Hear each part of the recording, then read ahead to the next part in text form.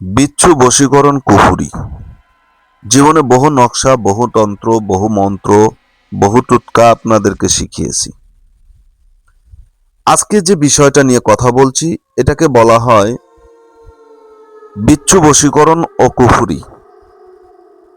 জি হ্যাঁ, একটা মানুষকে নিজের নিয়ন্ত্রণে নিয়ে আসার জন্য এটাই যথেষ্ট। দেশ ও দেশের বাইরে থেকে কালো জাদু, তন্ত্রমন্ত্র, এসকে চ্যানেলটি এই মুহূর্তে যারা দেখছেন সকলকে জানাই আন্তরিক প্রীতি ও শুভেচ্ছা। ভিডিওর শুরুতে জাতিগতভাবে প্রত্যেকটা মুমিন মুসলমান ভাই বোনদেরকে জানাই সালাম, আসসালামু আলাইকুম। হিন্দু দাদা দিদির প্রতি আদাব। অন্যান্য সকল ধর্মের প্রতি রইল আন্তরিক ভালোবাসা ও অভিনন্দন। যদি আমার চ্যানেলে নতুন হয়ে থাকেন চ্যানেলটা সাবস্ক্রাইব করবেন, পাশে থাকা বেল আইকনটি বাজিয়ে দিবেন নিত্য নতুন ভিডিও সবার আগে সবার প্রথম পাওয়ার জন্য। যদি ভালো না লাগে দেখতে থাকুন, দেখতে দেখতে ভালো লাগা ভালোবাসা হয়ে যাবে ইনশাআল্লাহ। তো আজকে যে বিষয়টা নিয়ে কথা বলবো এটা হচ্ছে কি একটা বশীকরণ, একটি তকবির নিয়ে আপনাদের সঙ্গে কথা বলবো। জীবনে বহু বশীকরণ আপনারা নিজেরা করেছেন, আমি করিয়েছি। আপনাদেরকে অনেক তন্ত্র মন্ত্র হাজার হাজার দিয়েছি। কারণ আমার 5টা চ্যানেলে কম করে হলেও 2-4-50 হাজার ভিডিও আমার দেওয়া আছে। তো এই যে হাজার হাজার ভিডিওগুলো দেওয়া আছে এদের ভিতরে অনেক ভিডিও রয়েছে যেখানে মন্ত্র রয়েছে, তন্ত্র রয়েছে, যন্ত্র রয়েছে, ইসলামিক শরীয়ত সম্মত তাবিজ কবজ রয়েছে। তো আজকের বিষয়টা সম্পূর্ণরূপে আলাদা। আজকে যে বিষয়টা নিয়ে কথা বলছি, এই যে ডান সাইডে আপনারা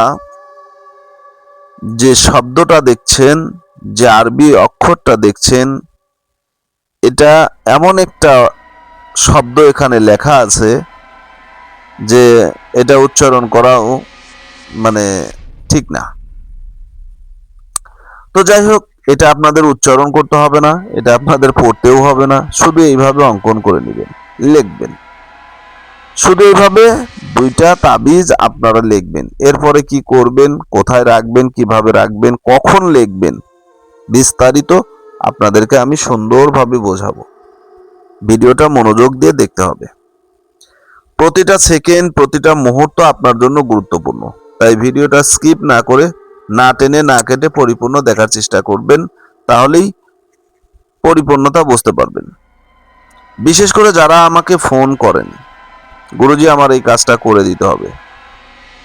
তো ভাই বন্ধুগণ, আপনাদের উদ্দেশ্যে আমি একটা কথা বলি, প্রিয় ভিউয়ার্স বা আমার যে সমস্ত ভক্তবৃন্দ আছেন, তো যারা আমাকে দিয়ে কাজ করাবেন, ভালোবেসে যদি আমাকে দিয়ে কাজ করান, যদি আপনার বিশ্বাস হয় যে লোকটা কাছে আমার জানমাল বা আমার অর্থ সম্পদ নিরাপদ, তাহলে আপনি আমাকে দিয়ে কাজ করাবেন। যদি আমার প্রতি বিশ্বাস না থাকে তাহলে কাজ করাবেন না। দ্বিতীয়ত, যারা ফোন দিয়ে বলেন ওস্তাদ এখন কাজটা করে দেন, 2 দিন পরে টাকা দিব, ভাই আমি বাকি কোনো কাজ করি না। আমাকে টাকা জমা দিয়ে সিরিয়াল নিয়ে কাজ করতে হবে।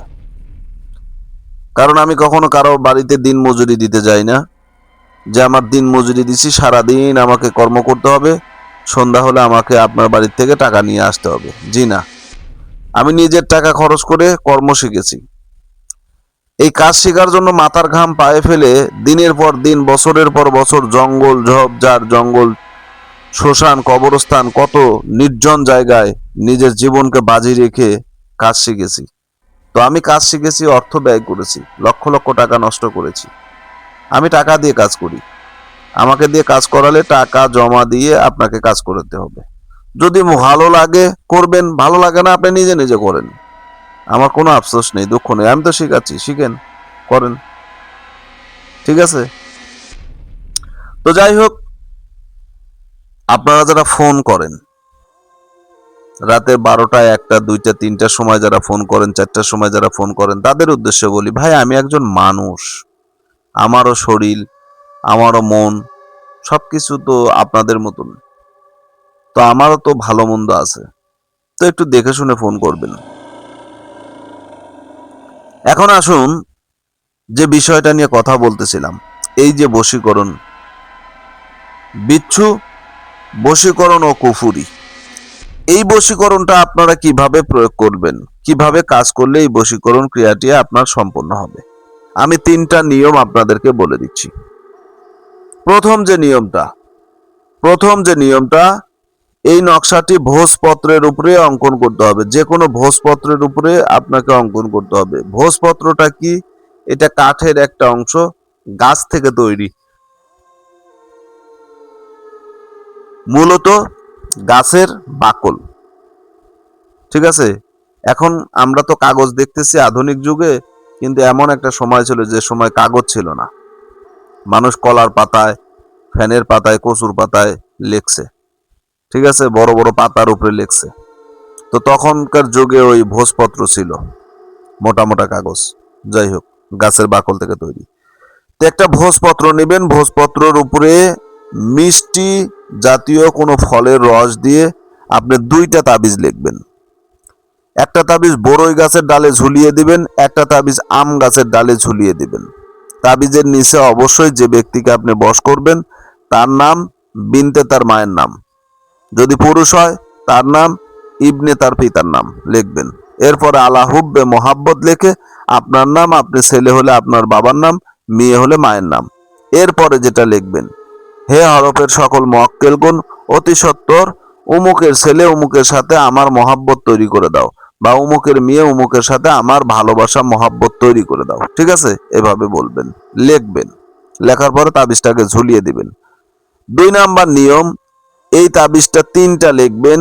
একটা আম গাছে ঝুলিয়ে দিবেন, 2 নাম্বারটা আপনার বড়ই গাছে ঝুলিয়ে দিবেন, 3 নাম্বারটা ডিমের ঠোলার ভিতরে, ডিমের খোসার ভিতরে ভরে আগুনে পুড়িয়ে ফেলবেন। ঠিক আছে? ডিমের খোসার ভিতরে ভরে আগুনে পুড়িয়ে ফেলবেন। তবে প্রত্যেকটা তাবিজের ভিতরে লজ্জাপতি গাছের শিকড় এবং আপাং গাছের শিকড় ঢুকিয়ে দিবেন। যতটুকু পারেন আপনি ঢুকিয়ে দিবেন, একটু করে তাবিজের মাঝখানে দিয়ে দিবেন। তাবিজের মাঝখানে আপাং গাছের শিকড় এবং লজ্জাপতি গাছের শিকড়। আবার প্রশ্ন করবেন না যেটা লজ্জাপতি গাছ দিতে বলছেন, হুজুর এই লজ্জাপতি গাছ লালটা দেব না সাদাটা দেব? ভাই যেটা মন চায় সেটা দিন, কোনো সমস্যা নাই। যেটা মন চাইবে সেটাই দিবেন, সেটাতেই কাজ হবে, কোনো প্রকার সন্দেহ নাই। তো আশা করি নিয়মটা আপনারা বুঝতে পেরেছেন। ভালো থাকবেন, সুস্থ থাকবেন, সকলে সুস্বাস্থ্য দীর্ঘায়ু কামনা করে আজকের মতো বিদায় নিচ্ছি। যারা আমার চ্যানেলে নতুন আছেন, সরাসরি চ্যানেলটা যদি ভালো লাগে সাবস্ক্রাইব করবেন, যদি ভালো না লাগে দেখতে থাকুন, দেখতে দেখতে ভালো লাগা ভালোবাসা হয়ে যাবে ইনশাআল্লাহ। যারা কাজ করাতে চান, যদি ভালো লাগে, যে বিশ্বাস হয়, তাহলে টাকা পয়সা জমা দিয়ে কাজ করাবেন, ইনশাআল্লাহ গ্যারান্টি সহকারে কাজ করে দেব, আল্লাহর রহমতে কাজ হবে।